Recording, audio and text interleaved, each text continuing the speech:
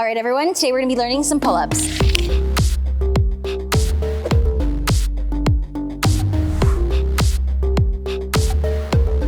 What's up, everyone? Welcome back to my YouTube channel. Today's video, we're gonna be doing a pull-up tutorial. So if you're someone who's trying to learn your pull-up or it's one of your New Year's goals, make sure to stay tuned and watch this YouTube video and like, subscribe, and comment. So the first thing we're gonna go over is our just overall grip for a pull-up. So a pull-up is going to be wider and then a chin-up is gonna be underhand. So today we're doing pull-up strictly. We're gonna be doing a hook grip with our thumbs, so making sure that we have a full grip here. This is a calisthenics pull-up. I know some bodybuilders like to not do hook grip. We're calisthenics today, so we're gonna hook those thumbs. We're gonna make sure those hands are sitting slightly wider than shoulders. The wider you are, if you go super wide for your pull-up, it's gonna be a little bit harder. So if you're a beginner, I want you to go just slightly outside of your shoulders. Now we're gonna put our feet down and just go in kind of like an L position. We're gonna hang like this as a dead hang, so nothing is engaged. Before our pull-up, the major thing that I want you to focus on is coming up. So you're gonna pull your lats down, activate them so that way you're in a more proper position to start your pull-up. So to pull up from here is gonna feel really awkward, versus if you're able to drop your shoulders and then pull, you're gonna feel a lot stronger, and it's actually gonna feel a lot better and safer on those shoulders. So that's step number one. Step number two with a pull-up, the reason why, say like you can do lat pull downs at your body weight and it feels like way heavier than if you were to do like your own body weight pull-ups, it's because more muscles are engaged. So yes, of course it's our back muscles, but it's also our core. So one thing that I really want us to focus on too is keeping a nice tight core through our entire movement of a pull-up. So I almost missed the bar there. If we're hanging here like this, if you're just kind of like relaxed to your core and again, more of a dead hang, we're not getting that proper core engagement. As soon as we tighten our core and pull up into our lats like this, or activate our lats, I should say, you're in a much better position and you can carry yourself better. I'm gonna relate this to cheerleading just because that's what I was before. As a cheerleader, if you were to lift someone in the air and they're just loosey-goosey dead weight, it feels a lot harder to push them and hold them in the air versus when they're nice and tight. Same thing when you're pulling your own weight, and this goes towards push-ups, pull-ups, anything really. We wanna make sure we're nice, tight, and engaged because it's gonna be easier to move our body throughout space as we're doing a movement. What am I trying to say? Step number three, we're gonna be working on actual like movement pattern of a pull-up. So we're gonna move the barbell out.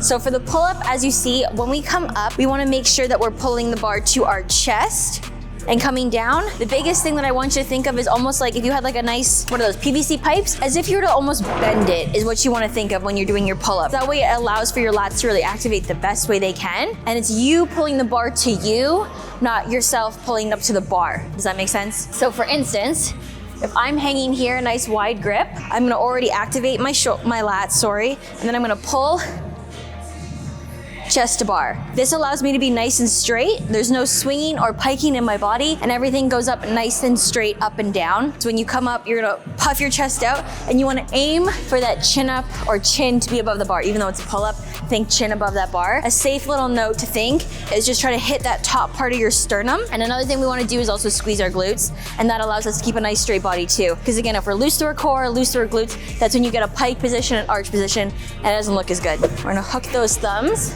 Like here, we're gonna engage, squeeze our glutes, pull up, slow on the way down, nice dead hang, pull up, slow on the way down.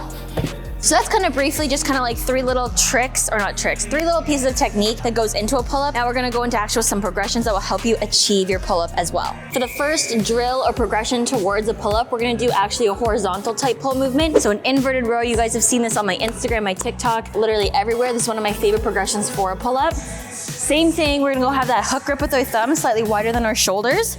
If you're a beginner, you're gonna start with your knees bent, nice flat back, and we're gonna aim to pull ourselves chest to bar and then back down. So similar to the pull-up, even though it's horizontal, the same technique is gonna be applied. Tight core, tight glutes, we're gonna activate the lats and then pull up. As you get a little bit stronger, we can straighten out those legs, and same thing. Once you've mastered that style of pull-up progression from the horizontal, we're gonna go back to a vertical. We're gonna start in an L position so we can drive our heels into the ground. This one, the bar could be a little bit higher, but even still, I'm gonna activate my lats, and I'm gonna pull up nice and strong, and then slow. Whenever you're doing your progressions, you always wanna work obviously reps and sets, but you wanna change it up a little bit as well. You wanna do pauses, you wanna do different styles of tempo, and then you can also do weighted to a degree. So if you're doing something like an assisted pull-up, you can increment the weight so that way you're kind of like moving from like a more challenging weight, doing a drop set or a pyramid set, whatever you want, but just to make sure that you're actually like building the muscles as well in terms of being able to get your pull-up. So from here, Heels are driving down. I'm activating my lats. I'm pulling up, we're gonna hold one, and then we're gonna slow, lower, activate those lats, and then come all the way back down. So also, if you're working in negative with your pull-up, one thing I want you to focus on, I'll try to do it from this side so you guys can see. When I pull up and I come down, I'm gonna try to flare my lats as much as possible, keep in tension the entire time, versus up and then just slow negative this way. The difference between the two, my lats are activated and they're flared out as if I was doing like a lat pose, which is really great. That's something I actually learned from bodybuilding that I've brought into my calisthenics training that has really helped my overall back development, both with aesthetics and strength, versus the one that I did after where I was just pulling up and then my lats didn't stay flat at all. They just kind of stayed relaxed on the way down. You're not activating, you're not having that time under tension, which is gonna be huge when it comes to building that strength and endurance for your pull-ups. The next progression we're gonna cover is a band assisted. I'm gonna show you two different variations. The first one is a classic. It's the one that I prefer, even though it's a little bit more of an annoying setup, I would say. We're gonna loop this band around the bar. So you're gonna huck it over. It's like this. We're gonna bring one through the center, and then you're gonna pull it so it's nice and tight. So this is where our feet are gonna go, and then our hands are obviously gonna go on the bars for the pull up. Typically you would have like a box or even like the safeties out. I like remove that just for this video, so we're just gonna climb up there. So I'm gonna climb up, I'm gonna stick one foot in. Now this can be done a couple ways. We can have both feet in, one foot in, and cross over, which will still be easier, or you can just have one foot in. If you do the 1 foot method, always make sure you're changing sides so you stay nice and equal. We're gonna do 2 feet for just this tutorial. Same thing here, pull. This part's gonna feel really easy because the band's gonna help you, and then you're gonna dynamically pull all the way up and then come down.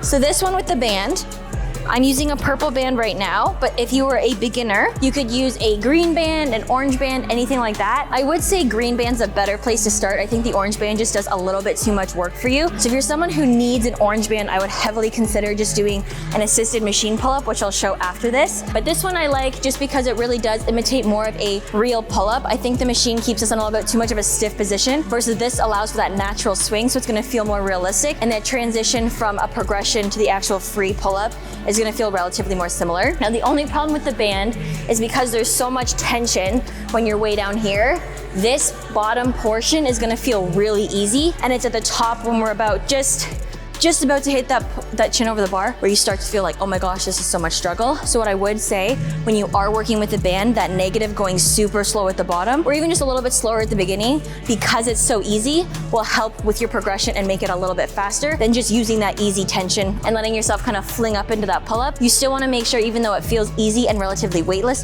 that we're still engaging everything and we're still doing that proper technique. Now the other method of a banded pull-up, I'm gonna show you. We're gonna bring this up a little higher, probably about 8. This will vary again on your height. I'm a pretty short person. I'm gonna put mine pretty high. And then this is gonna loop around here, just like that. So let me get this down and then I'll do that. So looping this band all the way around, nice and secure. Just test it a little bit before you go up, because obviously, depending on your squat rack, this one's really good because these ones lock into place. You'd actually have to lift up and out to get it to come out, but some of the other brands, sometimes it's just like a twist one. So you do want to be careful that your setup is right for this. So just make sure if you just pull on it a little bit, everything stays secure, everything stays tight. Again, we would typically have a box. I do not today, so we're just gonna jump ourselves up. My feet are gonna be just balanced right on here, making sure that they are nice and equal. So if I'm not off to the side, making myself crooked, nice and straight. Again, engage those lats and pull up nice and strong, up and down. We're gonna come off. So this one's another great variation. Again, something that I do like. The only problem is with this one, if you are someone who's very beginner, this one's a little bit of a harder variation unless you pull that band really high up, but that makes the overall setup getting into it a little bit more awkward. So I would say this is a progression to use after you felt relatively comfortable with the other band where it's looped. That's just my personal opinion. Of course, give it a try yourself and see which one works better for you in terms of muscle engagement, reps you can do, as well as overall feel of it, making sure that everything feels nice as you're going up and down through your exercises. So another progression we can work is here on the machine. So this is a machine assisted pull-up. Each machine is different. I'm used to the ones that have level platforms clearly. This one is slightly higher on one side, but that's okay. So the way this machine works, if you're new to the gym, this is a machine that ultimately, like, you're not trying to max out. This is a machine that is actually the opposite. You want to slowly progress to less and less weight, because basically this machine, the more weight you have on it, the more work it's doing for you. The less weight you have on it, the less weight it's going to do for you. So still going to do that wide grip. Knees are gonna go on. We wanna make sure that we're aligned properly, so don't have yourself too far back and don't have yourself too far forward where it's gonna be an awkward pull right off the start. Keep yourself nice and aligned. Feet together, core nice and tight, bum squeezed. Lats, and then pull up and slow come back down. So for this one, the most important thing is, I see a lot of people in the gym just working at this range of motion. We wanna make sure that we're pretending as if this wasn't actually here to help us. We do wanna get that full range of motion and get our eyes and our nose at least above the bar. I know with some machines it does cut you off a little bit earlier, especially if you're short like me. This one's really good because I can actually get a full range of motion for myself. So I'm pulling up and I get well over that bar and come back down.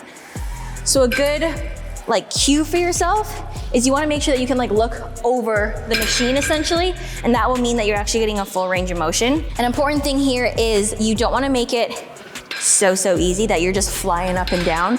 Even though it is assisted and it's doing a lot of work for you, do it at a rep range where around 9 to 10 feels a little bit challenging.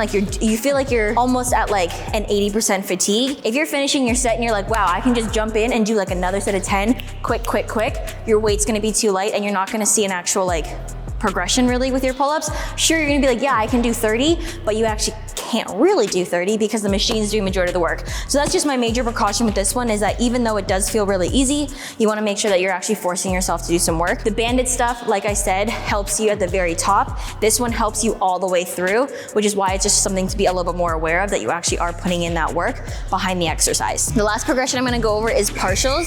So this one, I'm gonna be using a band in the horizontal way. You can definitely use it the vertical way. This is just a little bit easier for me to set up during this tutorial, so that's why we're doing it this way. So partials are really important because during your pull-up, you're gonna find that you have certain weak points and certain strong points. So if you're someone who struggles at the bottom, I want you to focus on dead hang and then slight pull, keeping tension so we're never gonna lock out and relax. We're always gonna keep this activated lat position and then pulse through here. If you're someone who struggles with the very top, I want us to go all the way to the top, come down about halfway so that way our forehead is at the level of the bar, and then chin, and work these partials.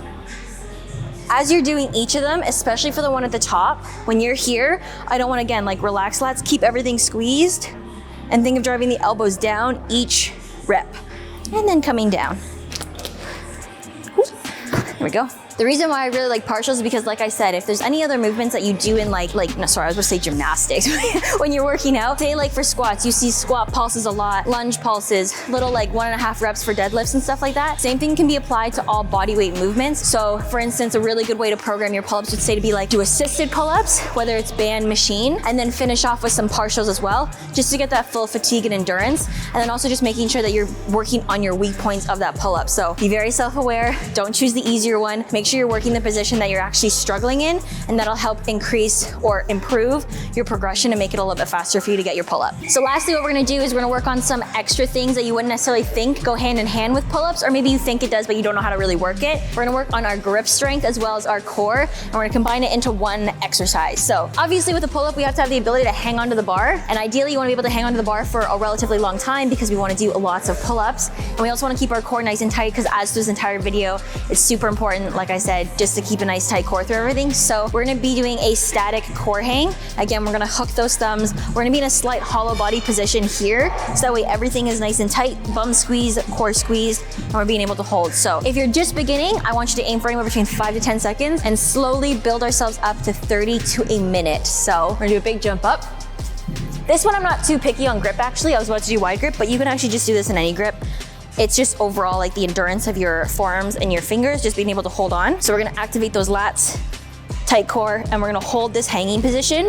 Ideally, we wanna hold it for a nice strong 10 count. So we're gonna go for 10, 9, 8, 7, 6, 5, 4, 3, 2, and relax. So as you can tell, as soon as I relax, there's a very big difference between where we're holding and where we're just dead hanging. That being said, a dead hang practice is also really good, especially if you are someone who's finding it very hard and struggles with grip strength. I also recommend, if you're someone who's working out, if you're not going for strength and you're just going for more endurance, avoid using wrist wraps because that's gonna help, again, strengthen your forearms and just your overall grip when you're doing things. So if you're doing a barbell row, dumbbell row, even on machines, try your best to really challenge yourself and not use those wrist wraps to compensate, and let your actual endurance kick kick in those muscle groups, because it's gonna be a big help when it comes to your pull-ups. So that is it for today's video. Hopefully you guys found it helpful. I tried to go through as much information as possible for anyone who is trying to get their pull-up as their New Year's goal for 2024. If you guys want anything else more detailed, there is a full pull-up program on my app, littletapp.com. I'll put the link below as well as somewhere here on the screen. And of course, Transparent Labs for supplements. If you guys are looking for supplements, give these ones a try. These are the ones that I use. I use their creatine, greens, and protein the most. You guys can use Little T to save at checkout. So